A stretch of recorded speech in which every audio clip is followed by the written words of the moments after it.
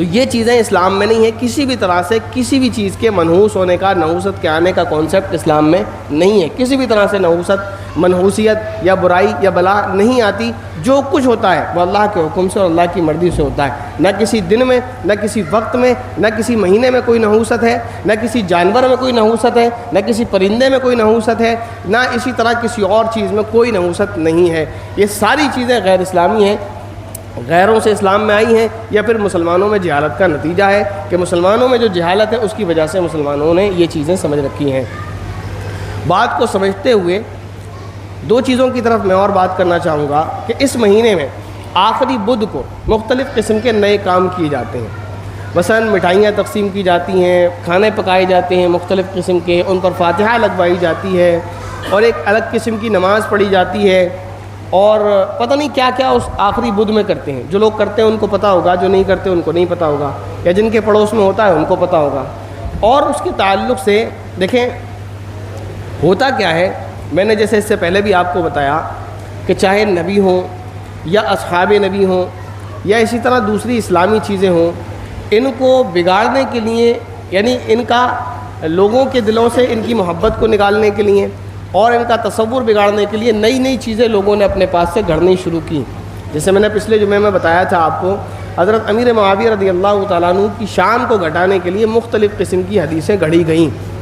اسی طرح سفر کے مہینے کو منحوس ثابت کرنے کے لیے ایک حدیث گھڑی گئی جس کے الفاظ یہ ہیں: من بشرنی بخروج السفر بشرتہ بالجنہ، کہ جو شخص مجھے سفر کے گزر جانے کی خوشخبری سنائے گا میں اس کو جنت کے داخل ہونے کی خوشخبری سناتا ہوں۔ یہ حدیث بالکل من گھڑت ہے اور جھوٹی ہے۔ اس حدیث کو بیان کیا گیا، گھڑا گیا، اور پھر کہا گیا کہ دیکھو اللہ کے نبی کہتے ہیں کہ سفر کا مہینہ گزر جائے اور جو اس کے گزرنے کی مجھے خوشخبری سنائے میں اس کو جنت کی خوشخبری دیتا ہوں۔ معلوم ہوا کہ سفر کا مہینہ اللہ کے نبی کو پسند نہیں تھا۔ کیوں پسند نہیں تھا؟ کہ اس کے اندر برائیاں تھیں، نحوست والا تھا، آسمان سے بلائیں نازل ہوتی تھیں وغیرہ وغیرہ۔ اور جب تحقیق کی تو معلوم ہوا کہ یہ بات ہی جھوٹی ہے، اللہ کے نبی صلی اللہ علیہ وسلم نے کبھی ایسی بات نہیں فرمائی۔ اسی طرح ایک اور جھوٹ گھڑا گیا کہ سفر کے آخری مہینے میں نبی پاک صلی اللہ علیہ وسلم کو بیماری سے شفا ہوئی تھی، کیونکہ نبی پاک صلی اللہ علیہ وسلم کی جو وفات ہے کب کی ہے؟ اس کے اگلے مہینے کی، جو مہینہ کیا کہلاتا ہے؟ ربیع الاول۔ اس میں نبی پاک صلی اللہ علیہ وسلم کی وفات ہے۔ اس سے پہلے نبی پاک صلی اللہ علیہ وسلم بیمار ہوئے تھے اور پھر بیچ میں صحت یاب ہوئے تھے، پھر وہ بیماری چلی اور اللہ تعالیٰ نے اپنے محبوب صلی اللہ علیہ وسلم کو بلا لیا۔ وہاں جھوٹ یہ گھڑا گیا کہ جناب نبی کریم صلی اللہ علیہ وسلم کو بیماری سے شفا جو ہوئی تھی وہ ہوئی تھی آخری بدھ کو، سفر کے مہینے میں، لہذا یہ خوشی کا موقع ہے تو ایصال ثواب کیا جائے، مٹھائیاں بانٹی جائیں، فاتحہ لگوائی جائے اور دوسرے کام کیے جائیں۔ لیکن اس سے بڑا کوئی جھوٹ نہیں ہے۔ اصل بات یہ ہے کہ مسلمان جہالت میں جو جو کام کر رہا ہوتا ہے، چاہے وہ محرم میں کر رہا ہو، سفر میں کر رہا ہو یا کسی اور مہینے میں کر رہا ہو، یہ سارے کام اپنی جہالت کی وجہ سے وہ کر رہا ہوتا ہے جو اسلام دشمنوں نے کیے ہیں۔ ویسے تو حسینی ہونے کا نعرہ لگاتا ہے محرم میں، لیکن کام سارے اس کے یزیدیوں والے ہوتے ہیں۔ حسین سے محبت کا دعویٰ ہے اور کھچڑا بنایا جا رہا ہے، جو کام کس کا تھا؟ یزیدیوں کا۔ حضرت حسین رضی اللہ تعالیٰ عنہ کے قاتلوں کا کام تھا کہ انہوں نے اس موقع پر خوشی منائی تھی۔ اسی طرح کوڑے منائے جاتے ہیں خوشی کے نام پر۔ کیا کہا جاتا ہے کہ امام جعفر صادق رضی اللہ تعالیٰ عنہ کی پیدائش تھی، نہ ان کی پیدائش رجب میں ہے نہ ان کی وفات رجب میں ہے۔ یہ کام کافروں کا تھا کہ امیر معاویہ رضی اللہ تعالیٰ عنہ کی وفات کی خوشی میں انہوں نے کوڑے منانا شروع کیے تھے۔ اسی طرح سفر کے آخری بدھ کے بارے میں یہ کہا جاتا ہے کہ نبی پاک صلی اللہ علیہ وسلم کو کیونکہ بیماری سے شفا ہوئی تھی لہذا یہ سارے کام کیے جائیں کہ ایصال ثواب کے، فاتحہ کے، مٹھائی کی تقسیم وغیرہ، جبکہ حقیقت یہ ہے کہ اس بدھ سے نبی پاک صلی اللہ علیہ وسلم کی بیماری کی ابتدا ہوئی تھی اور بیمار ہو جانے کی وجہ سے یہودیوں نے خوشی میں مٹھائیاں تقسیم کی تھی، اور وہ سارے کام جو اسلام دشمنوں والے ہیں، نبی کے دشمنوں والے ہیں، مسلمان جہالت میں اس کو کر رہا ہے، دین سمجھ کے کر رہا ہے۔ یہ کام یہودیوں نے شروع کیا تھا، کیونکہ آپ نے سنا ہوگا کہ ایک یہودی عورت نے نبی پاک صلی اللہ علیہ وسلم پر جادو کیا تھا، سنا ہے؟ اب یہودیوں نے جادو کیا تھا تو اگر ان کو خبر یہ ملی کہ نبی پاک صلی اللہ علیہ وسلم کو بیماری شروع ہو چکی ہے تو اس سے بڑی تو خوشی ان کے لیے کوئی تھی نہیں۔ آخری بدھ میں نبی پاک صلی اللہ علیہ وسلم کی بیماری کی ابتدا ہوئی تھی، نہ کہ آپ صلی اللہ علیہ وسلم بیماری سے شفا یاب ہوئے تھے۔ جب بیماری نبی پاک صلی اللہ علیہ وسلم کو لگی ہے تو اس خوشی میں یہودیوں نے مٹھائیاں تقسیم کی ہیں اور خوشی منائی ہے، اور وہ کام آج جہالت میں مسلمان کر رہا ہے۔ میں نے آپ کو جیسا ابھی بتایا پھر بتا رہا ہوں کہ مسلمان جن کاموں کو دین سمجھ کے کر رہا ہوتا ہے یہ سارے کام دین کے دشمنوں والے ہیں۔ یہ سارے کام نبی کے دشمنوں والے ہیں۔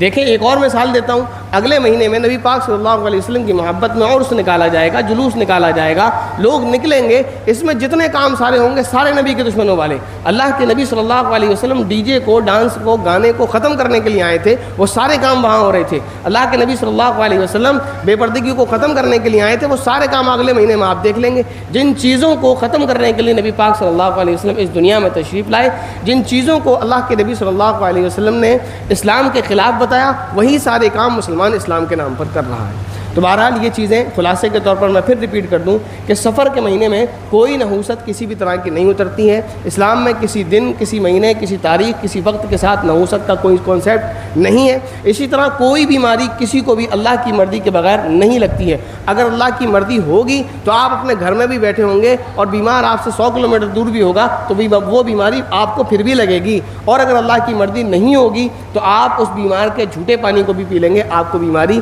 نہیں لگے گی۔ تو یہ سمجھنا چاہیے کہ جو کچھ ہوتا ہے اس کائنات میں وہ اللہ کے حکم سے ہوتا ہے۔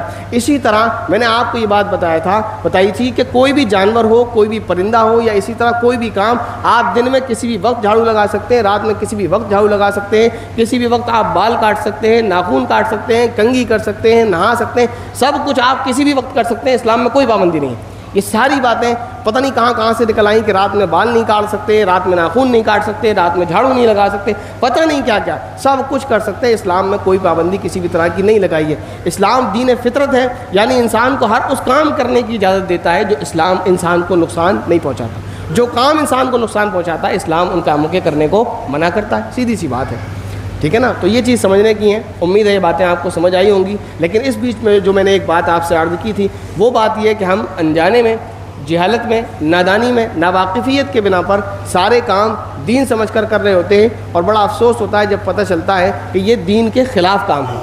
یہ وہ کام ہے جن سے اللہ اور اللہ کے رسول صلی اللہ علیہ وسلم ناراض ہوتے ہیں۔ تو میں نے اسی لیے بتایا تھا کہ جب تک ہم علم کی روشنی سے دور رہیں گے، جہالت کے اندھیرے میں پھنسے رہیں گے، اور اس جہالت کے اندھیرے سے نکلنے کا صرف ایک طریقہ ہے کہ ہم علم کی روشنی کو جلانا شروع کر دیں۔ اور علم کی روشنی کو جلانے کا طریقہ یہ ہے کہ علم والوں سے رابطہ کریں، ان سے علم سیکھیں۔